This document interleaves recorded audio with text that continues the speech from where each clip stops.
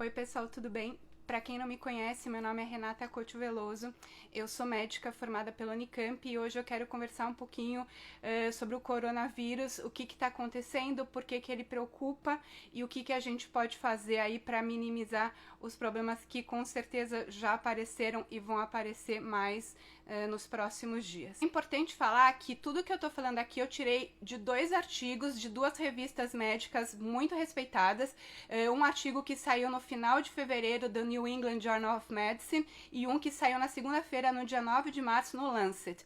Então essas informações são informações novas, são informações frescas, né, e de institutos de pesquisa, enfim, jornais médicos bastante respeitáveis. Então a informação que eu tô querendo passar para vocês aqui não vem da cabeça da Renata, vem de estudos científicos a respeito do tema. Então eu vou começar falando um pouco da doença. Então, o que o coronavírus faz no nosso organismo? Então, ele é um vírus que ataca principalmente o sistema respiratório.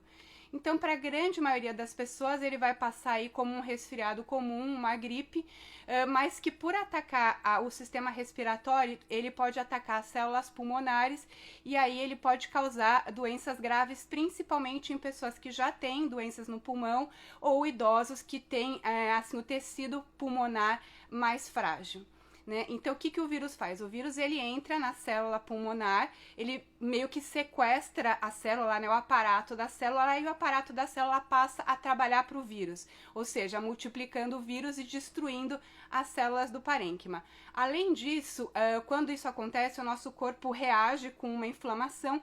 Em algumas pessoas, essa inflamação pode ser tão ruim ou pior do que o próprio vírus em si, né? E aí o pulmão deixa de funcionar, deixa de fazer a função dele principal, que é trocar, né, os gases, trocar o gás carbônico por oxigênio, e a pessoa fica sem conseguir respirar. É como se fosse o pulmão uma esponja que fica ali cheio de vírus ou cheio de água por causa da inflamação, e o pulmão não consegue funcionar, e como a gente sabe, né, o pulmão é um órgão vital, sem ele a gente não vive, e é assim que o coronavírus pode agravar em algumas pessoas. Como eu falei, isso é claro que não vai acontecer com todo mundo, né? Cerca de 80% das pessoas leva o coronavírus numa boa, né, como se fosse um resfriado, mas de fato para 14% das pessoas ele pode se agravar, pode exigir internação, e para 6% realmente é mais grave, necessita intubação, internação em UTI e tudo mais. Então não é uma gripe comum, né, é um vírus que pode aí ter essas complicações que eu expliquei, principalmente para essas populações mais vulneráveis. E aí você pode pensar, bom, então eu sou jovem, sou saudável, não tenho nenhuma doença, tô tranquila, não preciso me preocupar.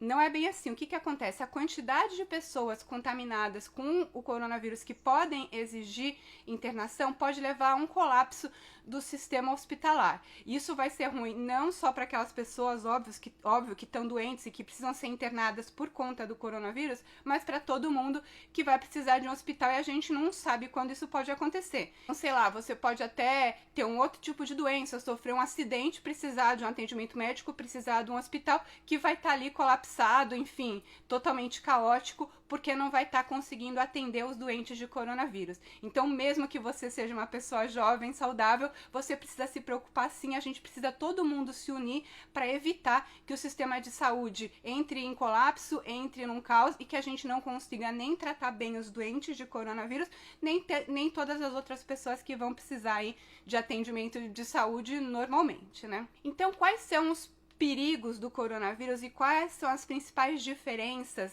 com relação a esse vírus e o vírus do resfriado, o vírus da gripe, esses vírus que a gente já está acostumado a lidar e que também podem dar insuficiência respiratória? A primeira coisa é que ele é muito contagioso. Para vocês terem uma ideia, a estimativa é de que cada pessoa com coronavírus vai contaminar mais, em média, 2,5 pessoas. Claro que a gente não contamina meia pessoa, mas para vocês terem ideia, né, do contágio. Comparando com a gripe tem 1,1 de contágio. Então, cada pessoa que pega a gripe vai contaminar mais 1,1 pessoas. Então, vocês podem perceber que a quantidade de pessoas que vai ser contaminada, que pode potencialmente ser contaminada com o coronavírus, é mais do que o dobro da gripe, da influenza comum. Então, isso é um fator importante de risco, né, que diferencia esse vírus do vírus da gripe. E os epidemiologistas, né, desse artigo do Lancet que eu citei, eles estimam que no pior dos cenários, 60% da população vai ser contaminada, vai ter contato ou vai ser contaminada com o coronavírus. Então isso é um número gigantesco de pessoas. Então, mesmo a gente tendo um número de casos graves relativamente baixo, né, a maioria das pessoas, como eu falei, lidam com o vírus de maneira relativamente tranquila, como vai potencialmente se espalhar para um número grande de pessoas, isso pode ser um risco maior. Outra coisa que diferencia o coronavírus do vírus da gripe é que o período de incubação do coronavírus é bem maior. No caso do vírus da gripe, ele é de 1 a 2 dias. No caso do coronavírus, 5 a 6. E o pico de contaminação, no caso do coronavírus, é no final desse período de incubação. Então, o que acontece? Às vezes a pessoa nem sabe que está doente ainda, está começando a se sentir meio mal, meio esquisito, e é nesse momento que ele é mais contagioso. Então, esse é o perigo, porque as pessoas nem sabem que estão doentes e já podem aí estar espalhando o vírus para outras pessoas. Outra diferença também é que o coronavírus leva mais tempo para ser tratado nas formas graves no hospital. Então, quando a gente interna, por exemplo, um idoso por gripe, em média o tempo de internação é de 3, 4 dias. No caso do coronavírus, esse tempo de internação passa para 10 dias. Então, para vocês terem uma ideia, também é mais do que o dobro, e isso pode pressionar ainda mais o sistema de saúde, porque a rotatividade dos doentes não é tão rápida quanto no caso da gripe. Então, isso é mais uma pressão que vai ser colocada em cima do sistema. A mortalidade também não é desprezível. A gente não tem, né, como é uma doença muito nova e é difícil saber, como eu falei, tem muita gente que nem tem sintoma, então não vai procurar médico, ou gente que acha que tá só um resfriado e também não vai procurar o sistema de saúde, então é difícil saber qual é a mortalidade exata do coronavírus. Mas ela está estimada hoje entre 0,3% e 1%, ou seja, de todo mundo que pega o coronavírus, de 0,3% a 1% vai morrer da doença. Pode parecer pouco, mas também esses números enganam. Ele é mais do que o triplo da gripe. Então, a gripe é estimada em 0,1%, 0,2% das pessoas que contraem gripe morrem. Então, o coronavírus, ele é sim, tem uma mortalidade, né, ao que tudo indica, porque como eu falei, esses números ainda são preliminares, mas ao que tudo indica, ele tem sim uma mortalidade superior à da gripe, ainda que não seja uma mortalidade explosiva, né, gente? A gente não tá falando aí de um ebola, de um vírus desse tipo que, né, chegou perto, todo mundo vai morrer, não é isso, mas também não dá para minimizar e falar que é só um resfriadinho, que é só uma gripe, que também não é. Então, a gente tem que pesar as duas coisas e entender o que é esse vírus e levar essa questão com seriedade. E nas populações idosas, como eu falei, essa mortalidade cresce muito. É claro que idosos têm outras complicações, eles já têm um risco de mortalidade aumentado só pela idade mesmo, qualquer doença que idoso vai pegar é mais grave, mas no caso do coronavírus, essa diferença é ainda maior e ela pode ser muito impactante para os idosos e a gente precisa se conscientizar que a gente precisa ajudar a cuidar dos nossos pais, dos nossos avós, para evitar que eles tenham maiores problemas com relação a esse vírus. Então, falando todas essas coisas que eu falei, né, do quanto ele é contagioso, do período de incubação, de como ele pode ser contaminado quando a gente ainda nem sabe que está doente e da mortalidade que não é desprezível, todas essas coisas juntos, o período de internação também, né, todas essas coisas juntos vão colocar uma pressão enorme sobre o sistema de saúde. Então, o que os governos estão fazendo? Por que os governos estão cancelando eventos, colocando as pessoas em quarentena, cancelando viagem, fazendo esse tipo de coisa para evitar que as pessoas se contaminem, diminuir o nível de contágio? Exatamente para a gente evitar esse colapso no sistema de saúde. Então tem um gráfico que saiu no Lancet que eu vou tentar explicar para vocês, não se assustem, é um gráfico bem simples para explicar por que a gente precisa, enfim, desse tipo de isolamento, de evitar grandes aglomerações, né?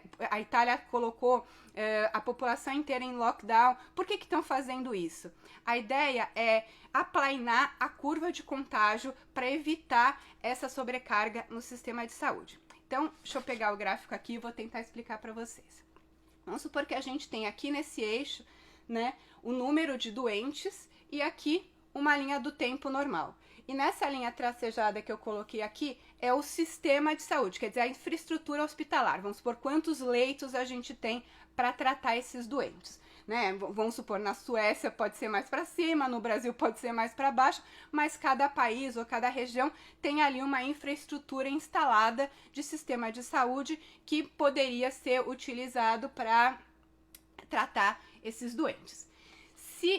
Se a gente não fizer nada e as pessoas continuarem se aglomerando, indo em eventos, enfim, nada for feito para isolar as pessoas, a gente teria uma curva de contágio que seria mais ou menos assim.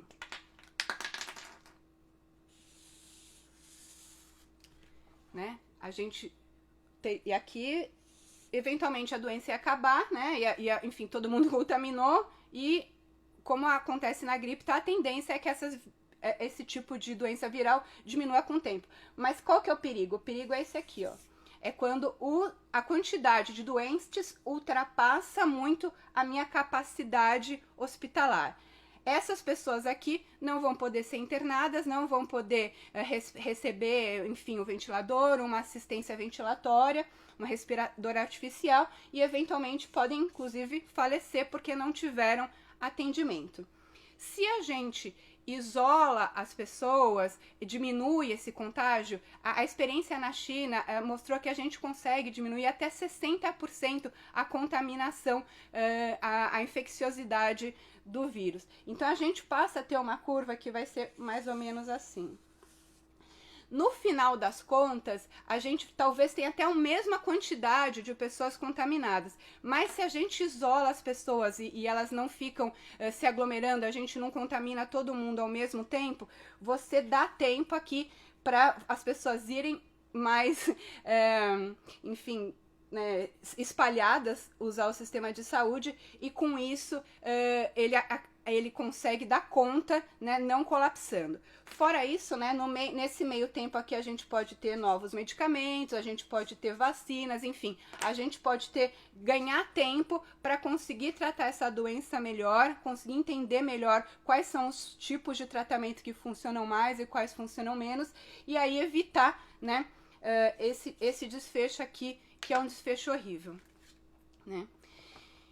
E então é por isso que a gente precisa aí dessas medidas que parecem muito radicais e tudo mais, que é de fechar a escola, de mandar as pessoas trabalharem em casa, de cancelar eventos, né? Inclusive a Olimpíada estão pensando em adiar, em cancelar. E assim, por mais que tudo isso seja triste, chato e frustrante, né? A gente precisa proteger os nossos idosos, né? Não tem, acho que, assim, de todas as experiências médicas que eu tive, acho que a mais desesperadora foi precisar entubar um paciente e não ter um ventilador disponível. Realmente é uma coisa horrorosa, né? E ninguém quer passar por isso, ninguém quer que um avô, ninguém quer que um pai passe por isso, uma mãe, uma avó, né? Então, é por isso que a gente precisa aí evitar esse tipo de coisa. Fora isso, o que mais que a gente pode fazer para minimizar os problemas com o coronavírus?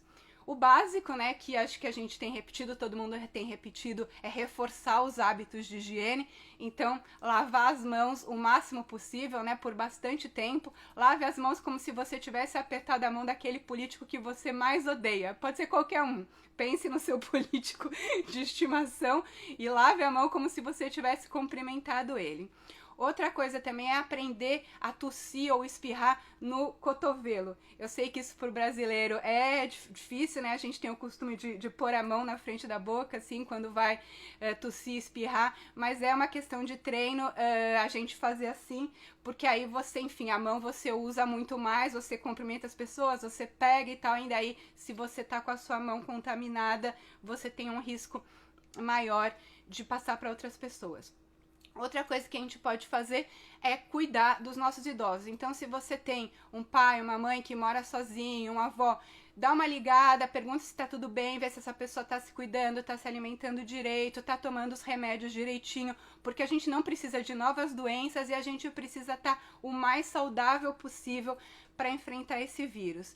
Outra coisa que a gente vai precisar fazer também é conversar com os nossos adolescentes, né?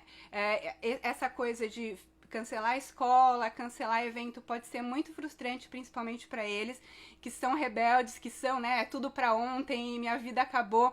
né? A minha filha, o musical que ela era a protagonista foi cancelado e ela ficou muito chateada. Foram meses e meses ensaiando, né, para ter uma apresentação, as outras foram canceladas. Então é muito triste. Às vezes você tá frustrado por outras razões e tem que, né, ali motivar os filhos, mas enfim, a gente é o adulto da história e eles precisam entender que as coisas vão ser adiadas, mas não é o fim do mundo. Ano que vem pode fazer outra peça, enfim, a vida continua e a gente precisa nesse momento ter responsabilidade e fazer aquilo que é importante para preservar a saúde das pessoas. A mesma coisa vale para crianças. Então, crianças, graças a Deus, eles têm menos risco, as crianças têm menos risco de desenvolver formas graves do coronavírus. Então, esse é um lado bom. Mas, por outro lado, as crianças, né, vocês sabem, elas contaminam, elas podem contaminar bastante, né, porque elas, enfim, têm menos hábitos de higiene, né, você passa um estágio na pediatria ou entra numa escola infantil, você já sai resfriado. Então, vamos ajudar as crianças a manterem a higiene. Se a criança está doente, fique em casa, né? Enfim, vamos cuidar para que elas não sejam aí mini vetores, infelizmente, de contaminação desse vírus. Outra coisa que é importante também é a gente pensar um pouquinho, né, em termos de comunidade, de coletividade, né? Então, assim, se você vai no supermercado e compra 20 sabonetes porque tá com medo que acabe e quer estocar até o final do ano, não tem necessidade, né? Lembre que o seu vizinho também precisa lavar a mão, porque se ele tiver com a mão suja, ele vai ser um vetor de contaminação. Então, não tem necessidade de estocar milhões de comida, de produtos de limpeza, papel higiênico, como se estivesse preparando para um apocalipse zumbi, né? Esse tipo de coisa só gera pânico, é pior para todo mundo. O que você estiver desperdiçando vai estar faltando para outra pessoa, principalmente esses insumos de saúde também, máscara, remédio, enfim, gente, vamos usar a cabeça, né? Nós temos cérebro para pensar e pensar também não só em si, mas em todo mundo. E vamos parar de preconceito com orientais, com chineses, né? A população não tem culpa, ou italianos, enfim, né? Esse tipo de preconceito só atrapalha nesse momento, né? E por fim, né, vamos evitar de espalhar pânico, de espalhar notícia falsa, de ir atrás de conversa de político, né? A gente tá em ano eleitoral nos Estados Unidos, tá em ano eleitoral no Brasil também, né? Tem as eleições para as prefeituras, então tem muito interesse político envolvido. Então vamos manter assim a nossa cabeça no lugar e buscar as fontes de informação confiáveis. E nesse momento, assim, os nossos pilares da verdade, né, é a ciência e é a grande imprensa.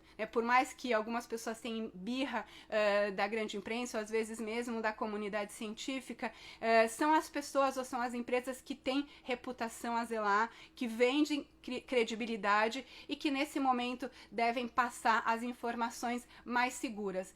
Como eu falei, todos os dados que eu passei aqui nesse vídeo, eles foram tirados de 2 artigos médicos que eu vou deixar o link aqui embaixo, aqui bem youtuber, vou deixar os links aqui embaixo para quem quiser consultar, né? Vocês não precisam confiar em mim, as informações diretas vão estar aí embaixo.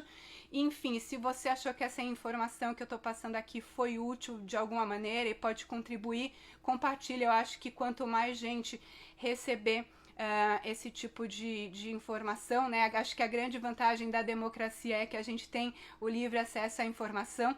Ao contrário da China, a gente não consegue construir um hospital em 10 dias, a gente não consegue trancar todo mundo em casa, mas a gente tem essa vantagem de conseguir se comunicar, de conseguir se informar. Então, vamos usar isso que a gente tem para poder todo mundo junto combater esse problema. E as coisas que foram adiadas, os projetos, as viagens, os passeios, enfim, eles vão poder acontecer em outro momento e, enfim, não é hora da gente se preocupar com isso, tá bom? Espero que tenha contribuído de alguma forma e é isso aí. Tchau!